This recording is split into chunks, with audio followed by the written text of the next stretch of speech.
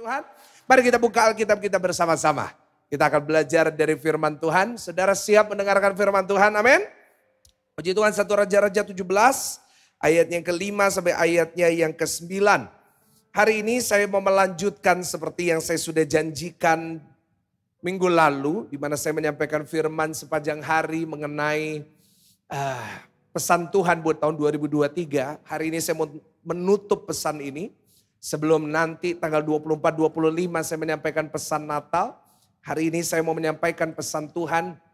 Dan Tuhan ingin saya sampaikan lanjutan dari yang sudah kita bahas minggu lalu. Minggu lalu kita sudah belajar satu janji Tuhan. Yaitu tahun 2023 kita akan tetap subur di tengah kekeringan. Saudara percaya saudara tetap subur di tengah kekeringan, amin? Coba ngomong sama kanan kiri, tahun depan makin subur. Iya kan? Makin melebar ke kanan dan ke kiri. Wah, ada yang tolak dalam nama Yesus, tolak, haleluya. Iya, maksudnya berkatnya bukan tubuhnya ya. Ayo hari ini saya mau lanjutkan pesannya buat saudara.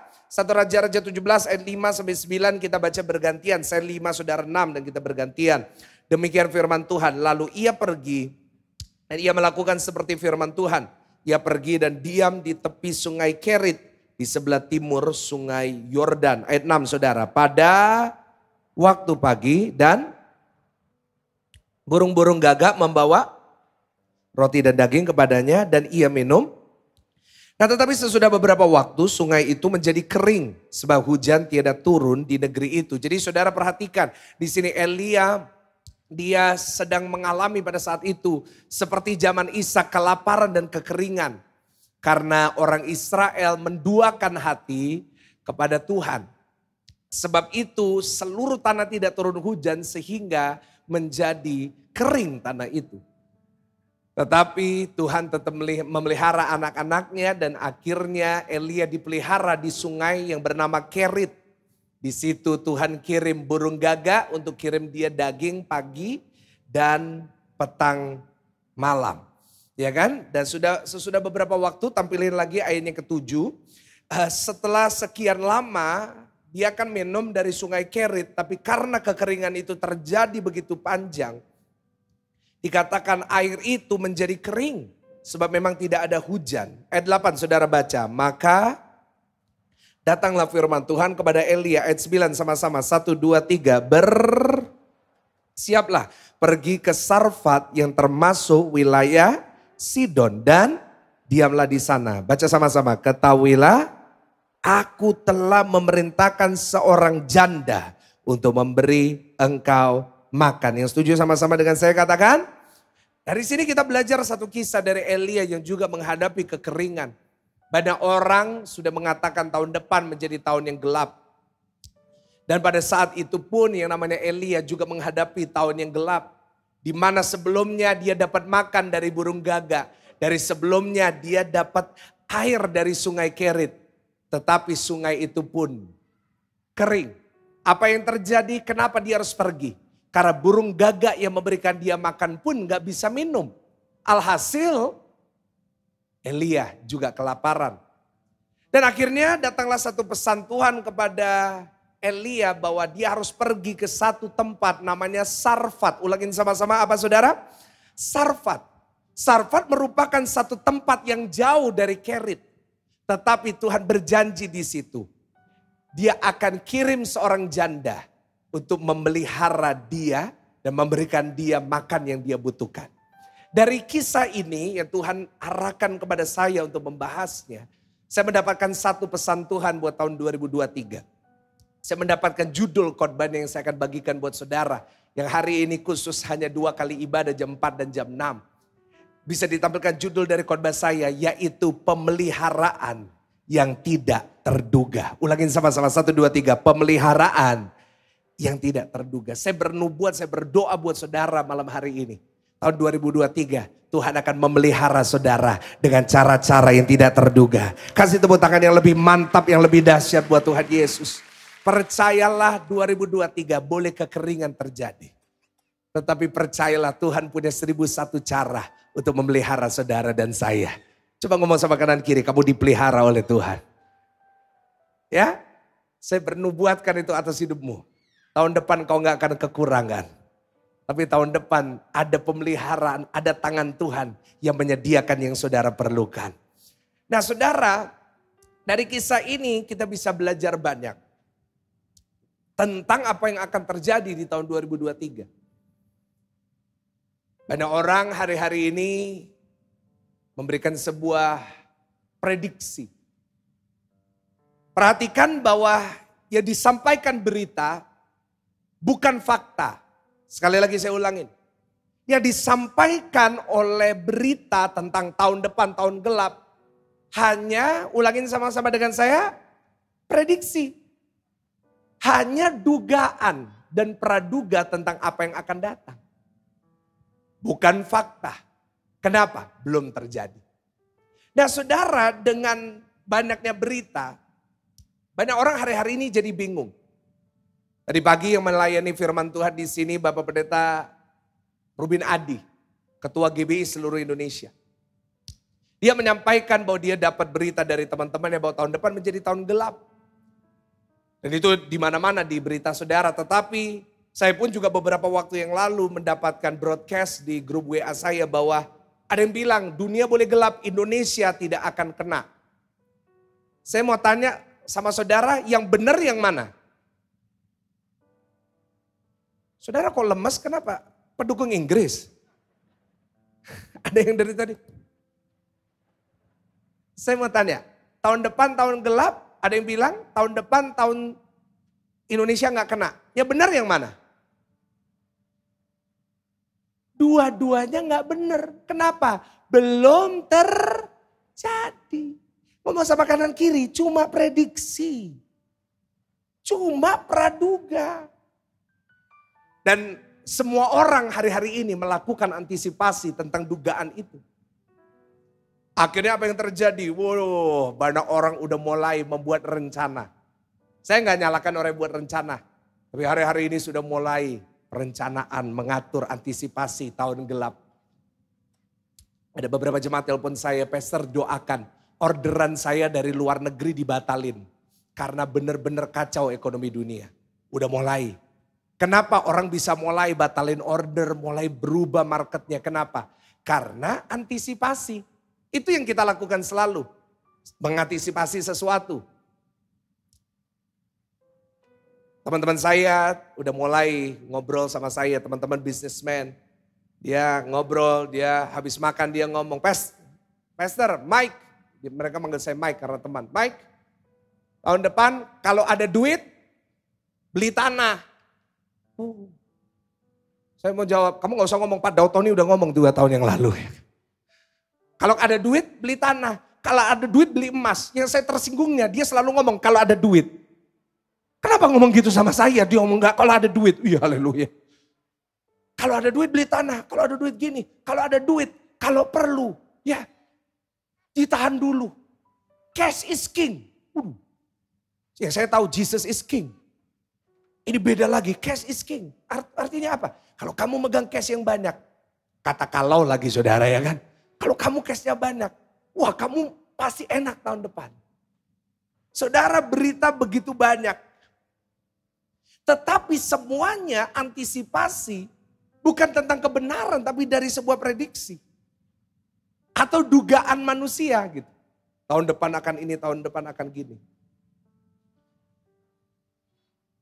Tetapi setuju dengan saya, dugaan manusia bisa salah. Setuju dengan saya?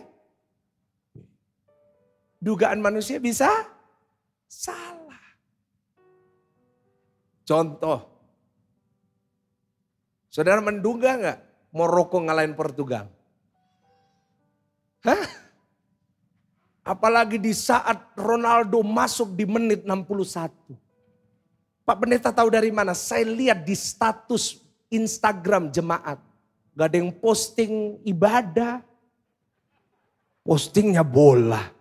Saya tunggu-tunggu saya lihat gak ada posting muka saya khotbah kayak hari ini.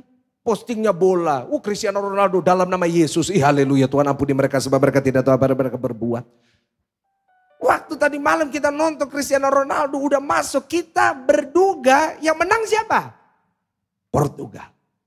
Kenyataannya salah. Ada orang waktu kemarin yang namanya Belanda lawan siapa kemarin? Hafal kan gini-gini, aduh. Argentina lawan Belanda, kira-kira yang menang siapa? Orang berkata Belanda gak mungkin kalah. Kalah juga.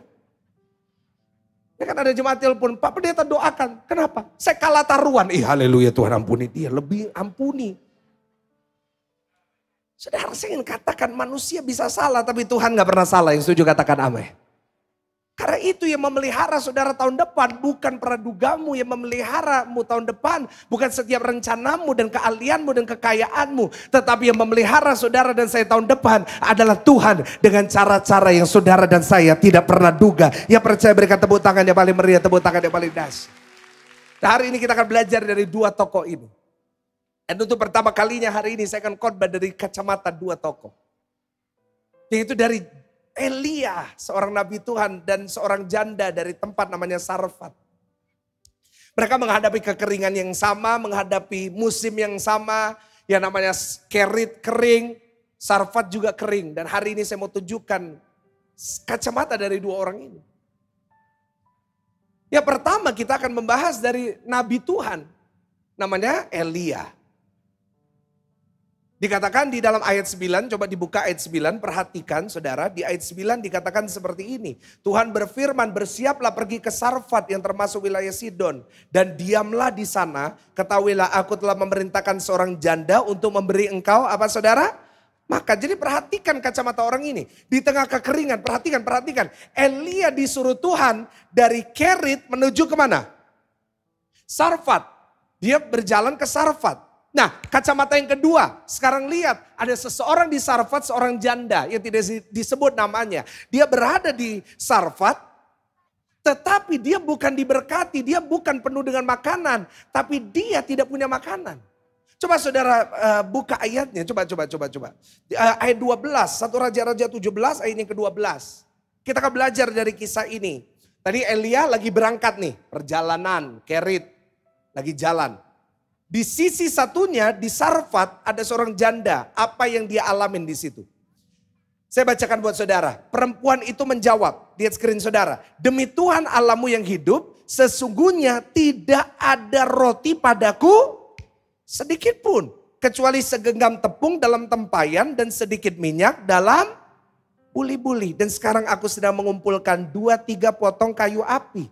Kemudian aku mau pulang dan mengolahnya bagiku dan bagi anakku. Baca sama-sama dengan saya. 1, 2, 3. Dan setelah kami, apa saudara? Memakannya. Maka kami akan, perhatikan. Elia kelaparan. Disuruh ke Sarfat karena di sana dapat makan. Di Sarfat, seorang janda yang Tuhan bilang akan kasih makan sedang kelaparan. Dan akhirnya setelah berjalannya waktu beberapa saat, bertemulah Elia dengan janda ini. Waktu mereka bertemu, kira-kira apa yang mereka pikirkan? Elia yang datang dari Kerit, lihat janda ini. Elia berpikir apa? Ini yang kaya. Ini jandanya yang akan kasih aku roti makan. Kacamata janda ini. Lihat hamba Tuhan Elia yang terkenal melakukan mujizat. Dia berpikir apa? Dia berduga apa? Ini hamba Tuhan yang hebat yang akan kasih aku. Elia datang karena gak punya makanan. Berpikir janda ini kasih makan. Janda ini gak punya makan. Elia datang, dia berpikir Elia yang kasih. Tapi dua-duanya tidak punya makanan. Saya nggak bisa bayangin apa yang mereka rasakan di saat mereka bertemu. Elia punya praduga, punya rencana. Wanita ini pun juga punya rencana. Tetapi pada saat mereka bertemu, dua-duanya kecewa. Kenapa mereka kecewa? Karena realita dan ekspektasi nggak klop. Pernah dalam hidup saudara ngalamin kayak gitu Bapak Ibu saudara? Saudara udah berharap sesuatu tetapi tidak sesuai. Namanya PH. Tanya kanan kiri, pernah di PHP? Yang muda-muda tuh kelihatan mukanya pernah di PHP. Dari tadi cuma melongo lihat saya. Pernah di PHP-in sama Tuhan?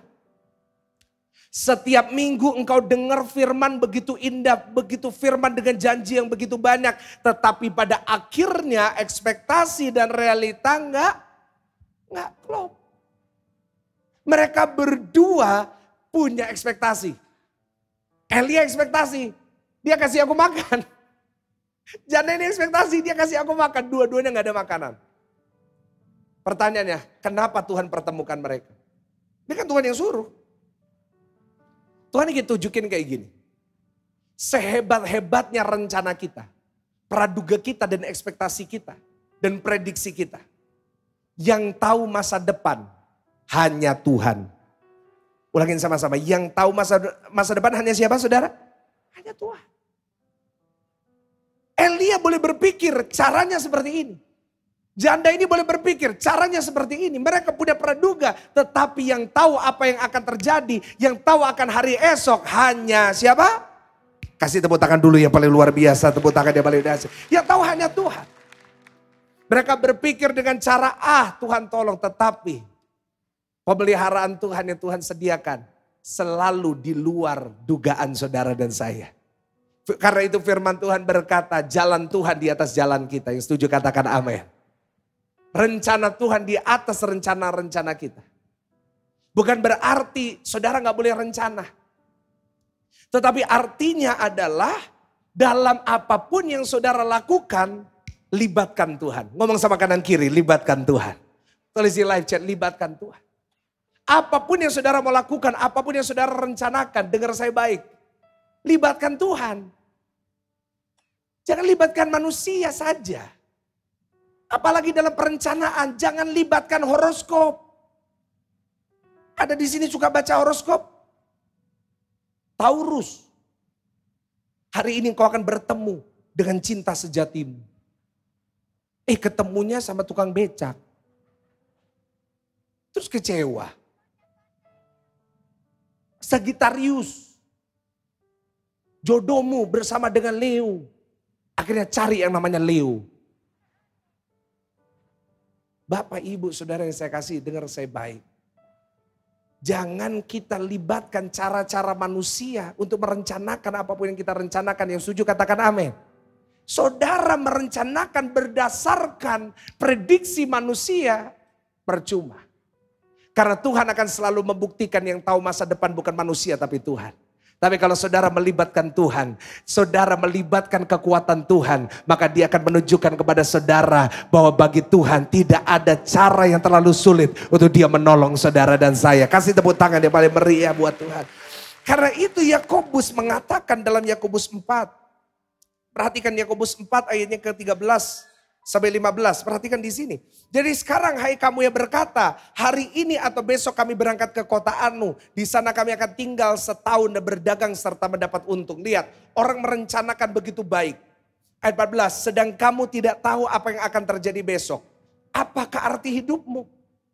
Kita yang mengandalkan kekuatan kita sendiri, mengandalkan manusia, apa arti hidupmu?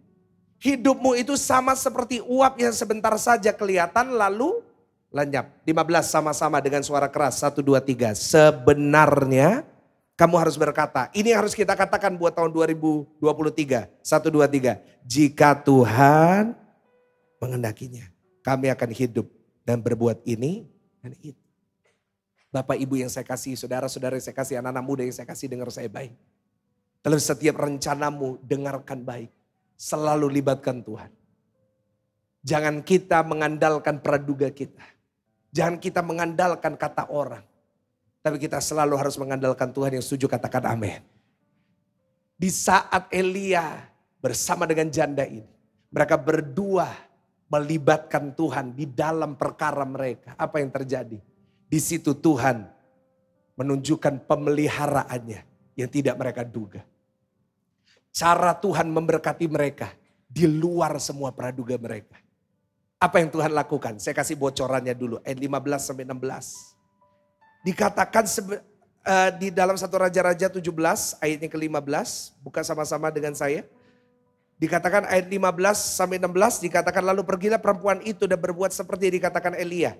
Maka perempuan itu dan dia serta anak perempuan itu mendapat makan beberapa. Ini 3 orang. Perhatikan. Perempuan itu dan dia serta anak perempuan. 3 orang.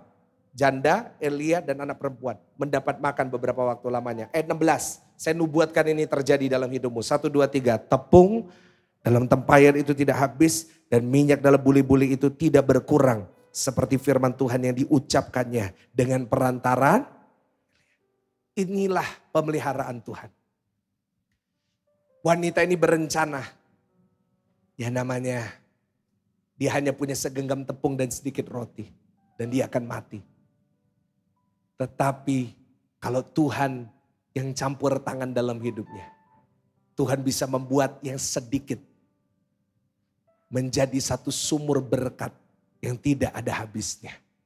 Elia berpikir janda ini hanya akan memberikan dia makan 1-2 kali. Tetapi sampai hujan itu turun, firman Tuhan berkata, lewat segenggam tepung dan sedikit minyak itu, Tuhan pelihara dia. Saudara, dari situ saya baru mengerti pepatah Yahudi yang berkata, manusia boleh merencanakan, tapi Tuhan menertawakan. Apa Pak Pendeta? Ya. Pepatah Yahudi mengatakan manusia boleh merencanakan. Tapi Tuhan apa saudara? Dia tertawain. Kenapa? Karena cara Tuhan. Cara-cara yang tidak pernah saudara dan saya duga. Adalah cara-cara yang selalu lebih baik.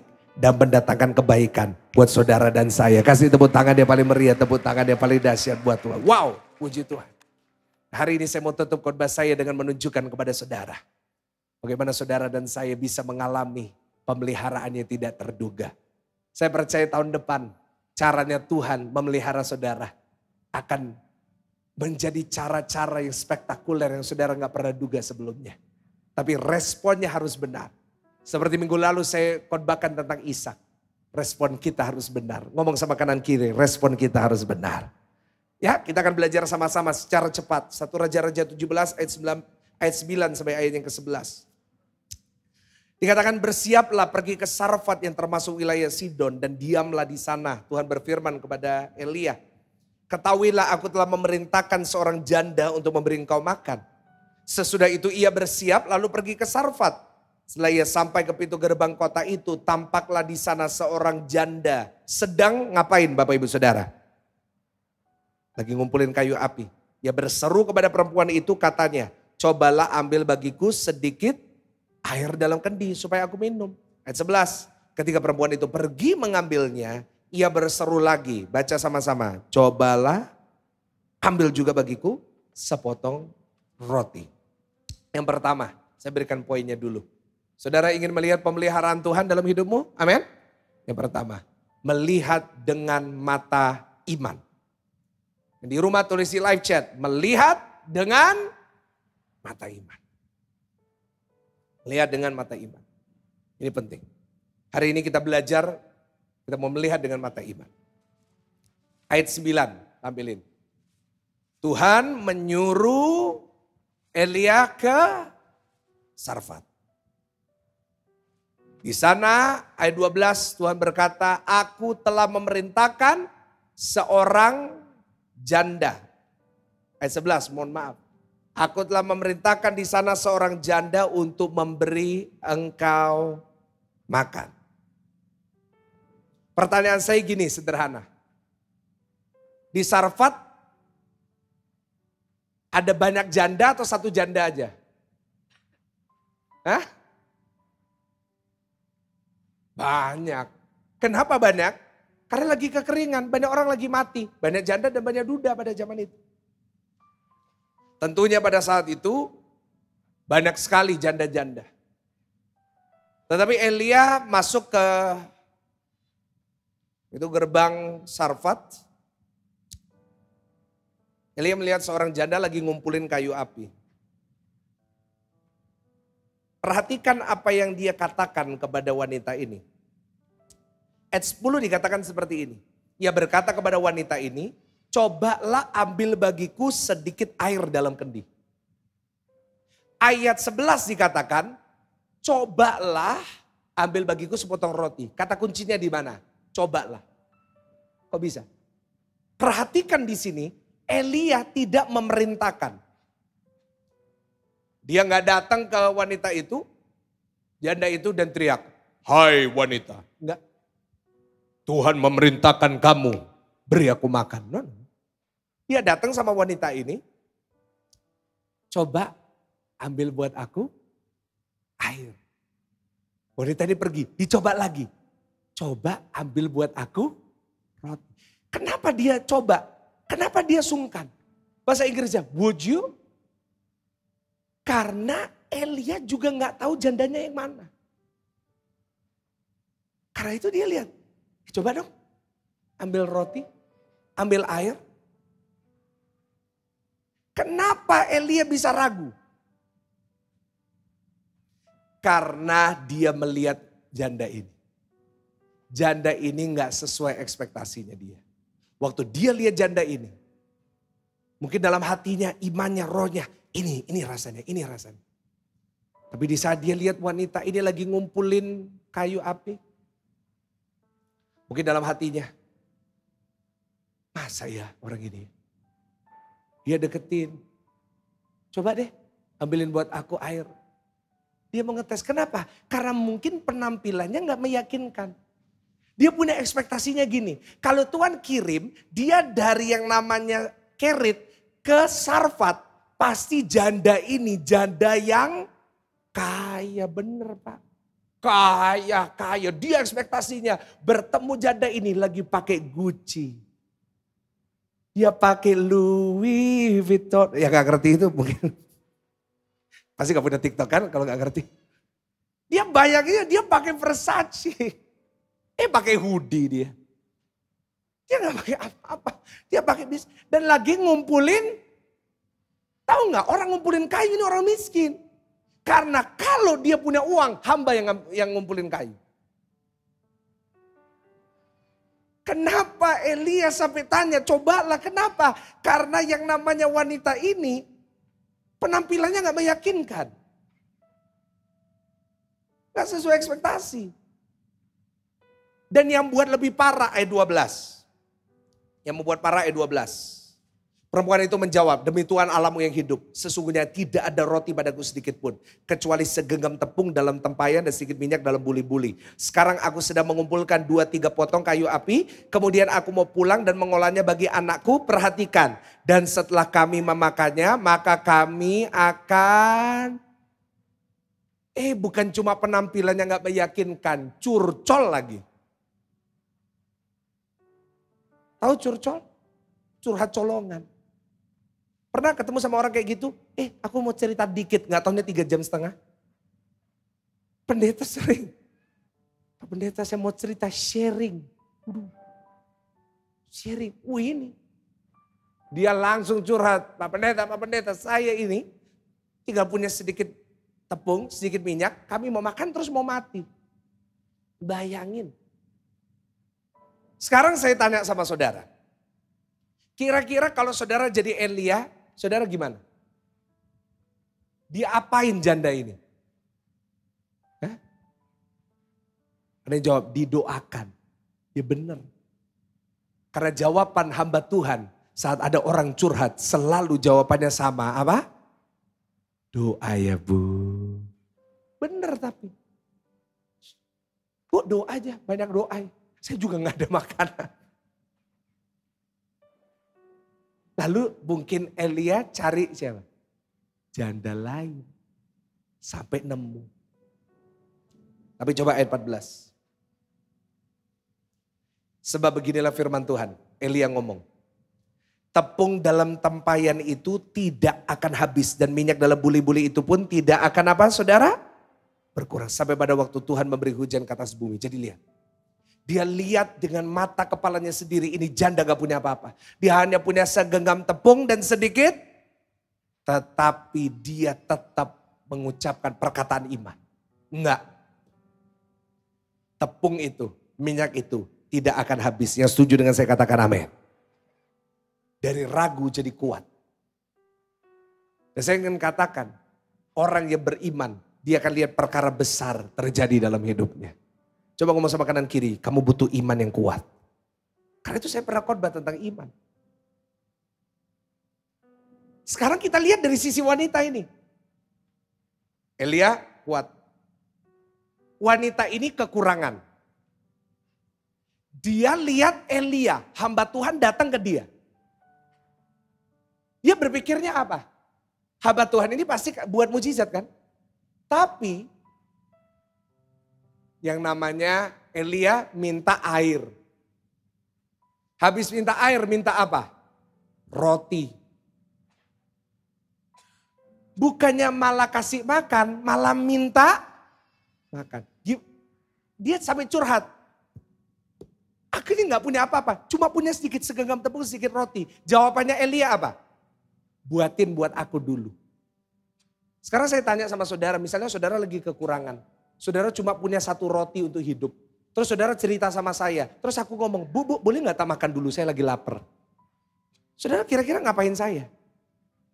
Pak Pendeta Michael pulang aja Pak Pendeta ya. Pendeta ini danja loh.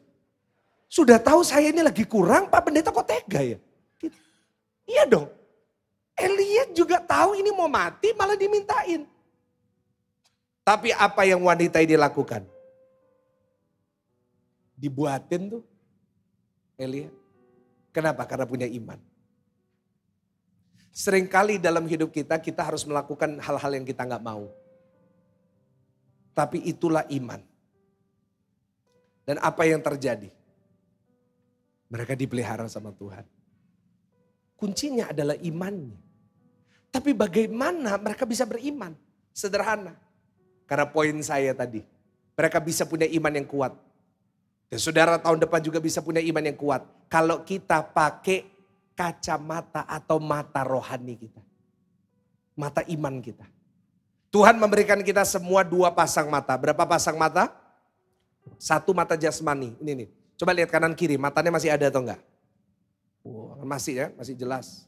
Ada yang besar, ada yang kecil, ada yang setengah, sedang. Ya, it's okay. Tuhan cinta semua mata di dunia. Tapi ada sepasang mata yang enggak kelihatan. Yang orang tuamu enggak tahu, suamimu enggak tahu, istrimu enggak tahu. Yaitu mata rohani kita. Yang sering kita pakai mata jasmani. Orang Kristen jarang pakai mata rohani. Karena itu gak pernah kuat imannya. Kenapa? Yang lihat mata jasmani terus. Jujur. Kalau kita memakai mata jasmani terus untuk melihat. Imannya makin kuat atau makin lemah? Jujur. Lemah.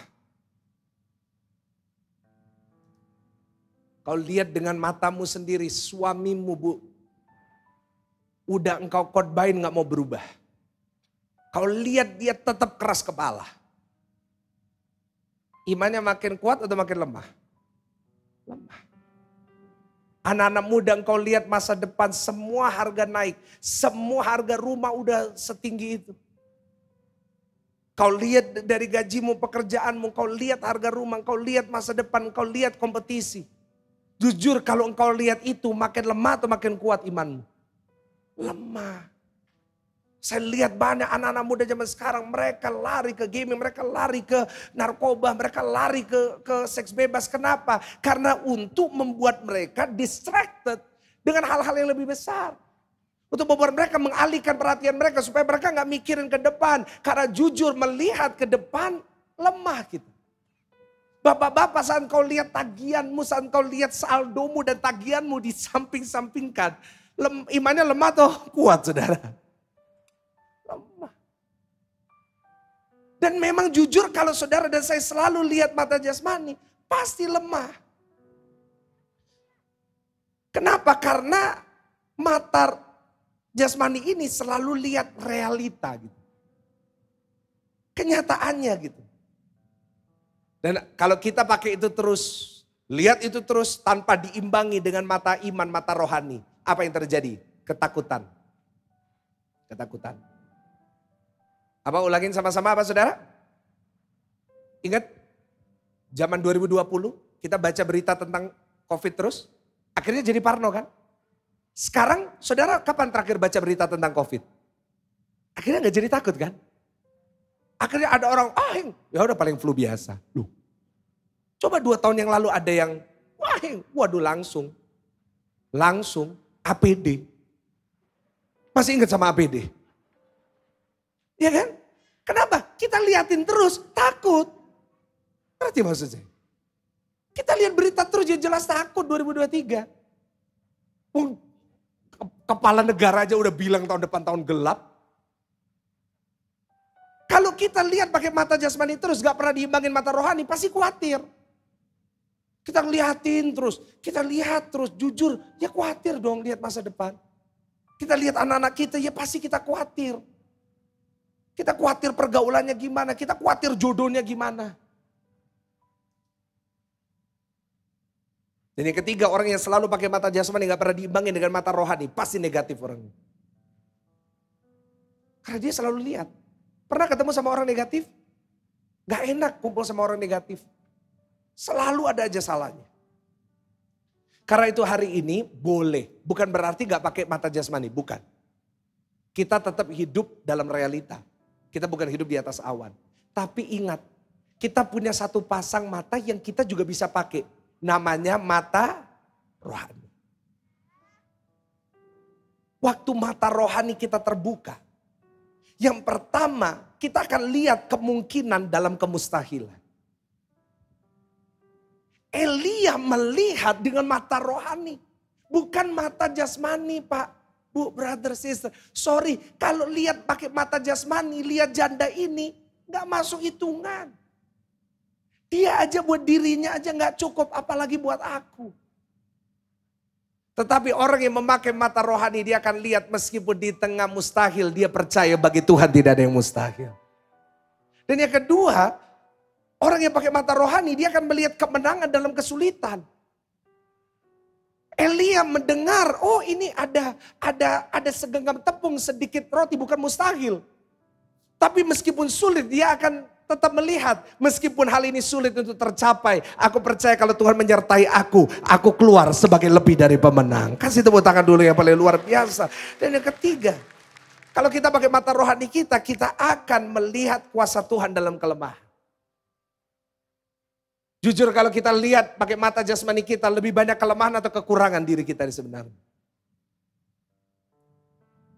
Tetapi kalau kita pakai mata rohani kita pakai mata iman kita akan bisa melihat dan bisa menilai bahwa dalam kelemahanku, kuasa Tuhan jadi sempurna. Karena itu hari ini doa saya jemaat GSJS Pakuwon Mall jam ibadah terakhir ini. Jam 6 malam. Saudara menjadi orang-orang Kristen yang juga memakai mata rohanimu sehingga imanmu makin kuat. Coba ngomong sama kanan kiri, pakai mata rohanimu. Satu hari Elisa ini muridnya Elia. Saya sekarang suka banyak cerita Alkitab supaya saudara pengetahuan Alkitabnya bagus. Elisa satu hari dia harus melawan Raja Syria. Dia lagi tinggal di rumahnya sama satu pembantu, bujang namanya.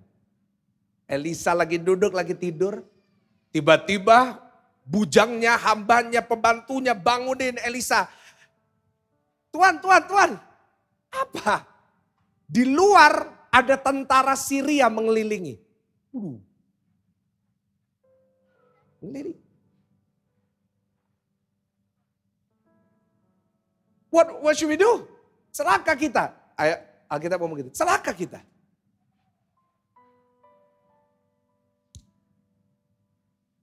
Elia ngomong, yang nyertain kita lebih banyak. Mungkin hambanya bilang, Tuhan, mungkin masih di mimpi ya. Masih tidur, masih belum bangun ya. Lihat di luar, yang ngelilingi kita itu tentara kuda besar-besar. Musuh ini ngelilingin, pasti mati kita. Elisa doa sama Tuhan, Tuhan bukakan matanya orang ini. Loh, matanya udah buka kok. Tapi Elisa tahu tentang mata rohani. Nah, Tuhan bukakan. Begitu firman Tuhan berkata, begitu Elisa berdoa, Tuhan buka mata bujang ini. Bujang ini melihat, yang menyertai, yang melindungi dia lebih banyak dari musuhnya. Kalau saudara lihat dalam hidup saudara, kita gampang kewalahan. Kita harus mikirin ekonomi, kita harus mikirin anak kita harus mikirin istri kita harus mikirin warisan kita harus mikirin banyak. Kita merasa kita dikelilingi, kita merasa kewalahan dengan semua. Tapi dengar saya baik, mata rohani kita akan melihat. Meskipun di sekitar kita banyak ribuan yang menyerangku, tetapi aku percaya yang menyertaiku lebih besar dan lebih dahsyat dan tidak pernah kalah oleh apapun juga. Yang setuju katakan amin. Saya berdoa kepada Tuhan buat saudara. Biar Tuhan membuka mata rohanimu sehingga imanmu makin kuat. Dan orang yang punya iman, dia akan melihat hal-hal baik terjadi dalam hidupnya. Bapak ibu saudara, waktu saya ingat tahun 2020. Apa yang terjadi 2020 dan 2021? Covid. Saudara, waktu itu gereja harus tutup. Dan saya harus berkhotbah di atas mimbar ini. Yang biasa saya khotbah banyak orang. Saya jadinya khotbah di depan kursi kosong. Jujur Pak, Bu, brother, sister. Saya lihat kursi kosong, saya itu sedih. Karena saya berpikir dalam pikiran saya, mungkin gak ya gereja ini bisa ada orang lagi yang mau datang. Berbulan-bulan mata jasmani saya melihat hanya kursi kosong dan kameramen satu orang. Dan jujur saya belenak sama kameramen. Dan saya yakin dia juga belenak sama saya. Ini lagi, dia lagi. Saudara jujur saya lemah imannya waktu itu. Saya lihat setiap minggu gak ada kursi. Lalu pembukaan. Boleh gereja dibuka, kita buka, gak ada yang datang. Kursi disiapin 50, yang datang 15. Sedih saya. Saya yakin worship leader, pemain musik, kameramen, semua masih ingat zaman itu. Yang nemenin saya piano tetap bapak ini. Mas Paulus. Gak ada orang. Tetapi di saat iman saya lemah, saya belajar prinsip ini. Jangan lihat terus dengan mata jasmani, lemah pasti. Lihat dengan mata rohani. Di situ saya mulai beriman. Satu hari ruangan ini akan penuh. Satu hari ini bukan hanya ruangan penuh, tapi kita akan buka lebar, kita akan perbesar. Hari ini iman itu menjadi kenyataan. Kita udah perbesar, kita udah nambah 600. Dan beberapa ibadah hari ini. Tadi di ibadah pagi jam 10 dan jam 2. Ruangan ini penuh, habis kursinya. Kalau kita pakai mata jasmani terus, lihat kehidupan kita, masih lemah. Hari ini, saya berdoa sama Tuhan. Tuhan bukakan mata rohanimu. Sehingga engkau akan lihat perkara-perkara ajaib, perkara-perkara besar. Pemeliharaan Tuhan terjadi dalam hidup saudara tahun depan. Kasih tepuk tangan yang paling meriah. Pemain musik naik dan yang terakhir. 1 Raja-Raja 17 ayat yang ke-15. 1 Raja-Raja 17 ayat yang ke-15. Lalu pergilah perempuan itu dan berbuat seperti yang dikatakan Elia. Maka perempuan itu dan dia serta anak perempuan itu mendapat makan beberapa waktu lamanya. Yang kedua Bapak Ibu Saudara, kalau saudara ingin lihat pemeliharaan Tuhan, saudara mau lihat pemeliharaan Tuhan, amin? Yang pertama lihat dengan mata rohani. Yang kedua, kau harus punya iman, bukan hanya untuk melihat hal-hal baik terjadi. Tapi engkau butuh iman untuk tetap taat. Ngomong sama kanan kiri, taat. Tahu nggak? Pemeliharaan ini bisa terjadi saat ada ketaatan. Lihat dari dua kacamata. Elia ini dikerit. Kerit ya. Dia disuruh kemana tadi? Sarfat. Untuk ketemu dengan seorang, gini, tahu nggak? Dari Kerit ke Sarfat, itu kurang lebih kalau dari Surabaya jalan ke Jakarta. Belum ada mobil waktu itu. Saya tanya kira-kira jauh atau dekat? Saya kalau kasih saudara uang 10 juta, saudara jalan kaki Surabaya Jakarta mau nggak? Kalau mau silakan hari ini kita mulai malam ini. Elia disuruh ke tempat jauh untuk ketemu seorang janda. Mungkin Elia bisa ngomong kayak gini, Tuhan emangnya nggak ada janda di Kerit? Emangnya cuma ada di mana? Sarfat. Elia taat. Janda ini, firman Tuhan berkata, buatin roti. Saya mau tanya, bisa nggak janda ini menolak? Bisa dia buat rotinya, di depan Elia dia makan. Ya gak sih? Karena gak gampang untuk dia mengerti untuk taat. Tapi ketaatan itulah yang melahirkan pemeliharaan Tuhan. Jujur taat itu gak gampang. Setuju gak sama saya? Taat sama firman gampang atau susah? Oh susah banget. Hai istri, tunduklah kepada suami. Kau tunduk atau tanduk? Gak gampang. Kenapa? Karena seringkali kita gak ngerti kenapa kita harus taat. Setuju gak? Elia gak ngerti. Tuhan, ngapain saya disuruh ke sana? Kan di Keret bisa. Tuhan lo bisa kirim burung gagak tinggal tinggal ngirim. Ya saya tahu memang mirip saudara ya kan. Tinggal kirim kasih roti makan dia tinggal minum. Emangnya Tuhan gak bisa pakai cara lain? Kadang-kadang kita gak ngerti. Yang namanya wanita ini juga gak ngerti, Tuhan aku mintanya makan. Dia minta aku buatin dia, saya gak ngerti. Seringkali dalam hidup kita gak ngerti kenapa kita harus taat. Minggu lalu saya khotbah tentang kesuburan di tengah kekeringan. Saya suruh jemaat harus mau apa? Ngalah. Ngomong sama kanan kiri lagi ngalah. Kita gak ngerti kenapa kita harus ngalah. Pak Pendeta, kenapa harus saya ngalah? Kenapa gak dia aja yang ngalah? Kenapa harus saya terus? Saya terus. Saya bisa nirukan karena pernah lihat di pasar Ratu Bapak Ibu Saudara. Kenapa harus saya terus? Emangnya saya aja yang ngalah. Emangnya saya gak punya perasaan. Dia juga yang harus ngalah. Aduh saudara kadang-kadang jadi orang gitu ya. Santai dikit gitu. Jangan sampai kayak gitu. Ya kan? Saya gak ngerti kenapa harus saya yang ngalah. Kenapa harus saya memberkati duluan. Kenapa harus saya yang baik sama orang. Kenapa harus saya yang disuruh memberkati. We don't understand. Pak orang tua saya lo jahat, orang tua saya gak benar. Kenapa saya harus menghormati? Why? Kenapa? Saya gak ngerti kenapa saya harus menghormati. We don't understand. Tapi gini, jangan nunggu mengerti baru taat. Tetapi taat dulu, baru engkau akan mengerti. Yang setuju katakan amin. Kalau engkau nunggu, engkau ngerti baru taat, engkau gak akan pernah taat. Tetapi di saat engkau taat dulu baru engkau mengerti.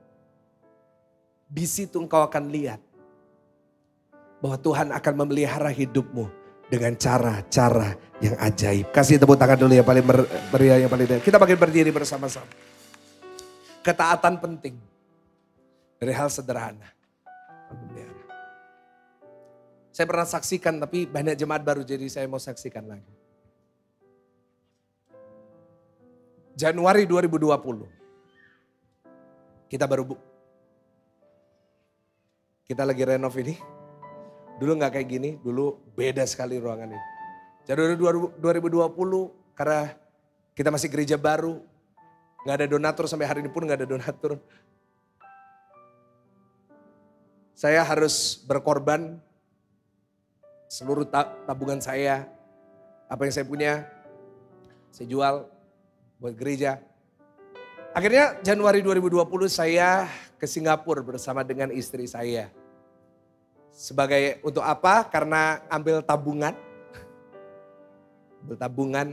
Karena saya dulu sekolah di Singapura jadi saya pintar nabung jadi ada duit di sana. Saya ambil. Dan setelah itu ya saya menyisakan buat diri saya untuk saya hidup ya waktu itu. Saya ambil cukup besar, hampir sebagian besar dari tabungan saya. Lalu kita beli mikrofon. Mikrofonnya udah gak ada sekarang ya. Udah kita jual karena kita ganti yang baru. Tapi kita beli banyak alat di sana. Karena waktu itu di Singapura lebih murah. Dan apa yang terjadi? Semua udah kebeli. Udah habis yang saya ambil dari tabungan, beres. Saya ingat waktu itu saya lagi di Takashimaya, lagi makan chicken rice. Nah mulut saudara udah kelambut-kelambut kan? Oh, Takashimaya kita lagi ngobrol.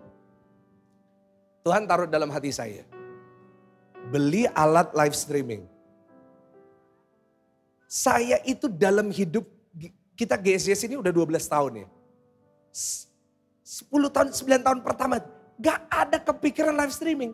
Karena jujur zaman sebelum COVID, ada yang kepikiran ibadah live streaming? Jarang. Jarang sekali, dan waktu itu kita gak punya. Interface gak punya kameranya. Kita kamera ya untuk ibadah biasa aja di Green City waktu. Tapi Tuhan taruh benar-benar dalam hati. Beli alat. Saya bilang, Tuhan kalau saya beli ini, uang saya makin berkurang. Udah kurang kok disuruh lagi. Beli. Saya ngomong sama istri saya. Disuruh beli. Beli apa lagi? Beli apa lagi? Karena dia sendiri ngitung itu sampai jelimet. Live streaming. Saya ngomong, dia bilang kalau bisa jangan ya, kita hemat-hemat. Saya bilang ini Tuhan suruh.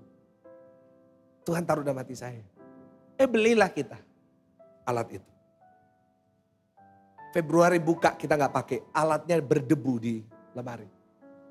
Tetapi Maret 2020. Di situ COVID terjadi.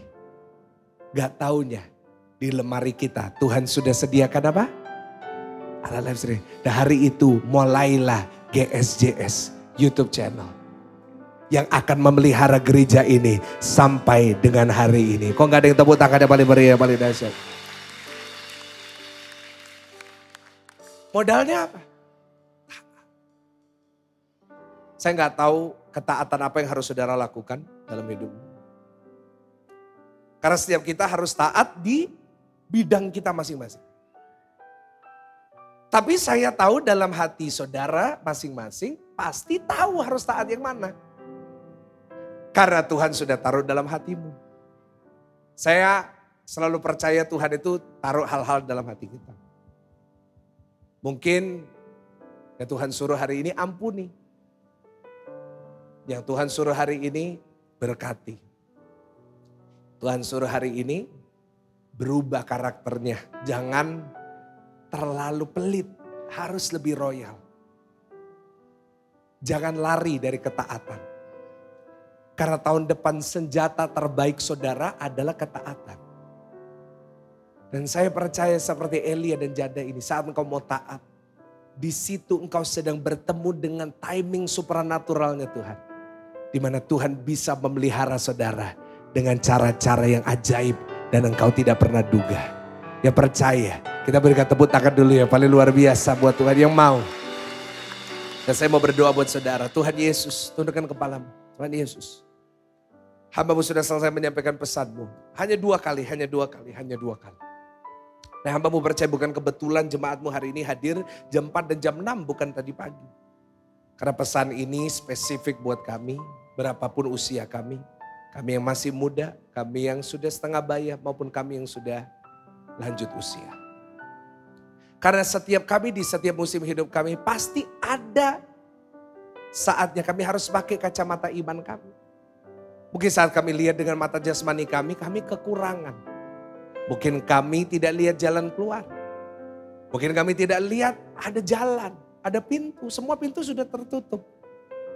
Tetapi kami percaya hari ini di saat kami memakai mata iman kami akan selalu lihat di saat terjepit sekalipun Tuhan selalu punya cara untuk menolong kami. Dan kami tahu kalau Tuhan mengizinkan kami mendengarkan firman ini artinya Tuhan ingin kami taat. Ampuni kami kalau seringkali kami selalu cari alasan untuk gak taat. Ampuni kami kalau seringkali kami lebih memilih untuk tidak taat daripada taat. Ampuni kami kalau seringkali saat kami tidak mengerti, kami tidak mau taat dan kami terus lari dari ketaatan itu. Tapi hamba-Mu percaya saat hari ini jemaat-Mu taat, taat dan taat. Di situ hamba-Mu percaya setiap jemaat-Mu akan dipelihara Tuhan di tahun 2023. Seperti minyak dan tepung yang tidak habis ini. Apapun yang dikerjakan jemaat-Mu juga Tuhan akan pelihara. Dengan cara-cara yang ajaib. Dengan cara-cara yang tidak terduga. Hamba-Mu sudah selesai berbicara Tuhan, biarlah firman-Mu yang terus berbicara bagi kami. Ajar kami untuk kami tidak hanya mendengar minggu demi minggu, tetapi ajar kami untuk kami mau taat dan menjadi pelaku-pelaku firman-Mu. Hamba-Mu percaya hari ini menjadi hari perubahan bagi setiap jemaat-Mu. Kau berkati, Kau lindungi, dan yang terpenting pelihara mereka di tengah kekeringan dalam hidup mereka. Di dalam nama Tuhan Yesus, mari jemaat Tuhan yang sudah diberkati lewat firman Tuhan, sama-sama kita katakan amin. Kasih tepuk tangan yang paling meriah, tepuk tangan yang paling dahsyat. Silakan duduk Bapak Ibu Saudara.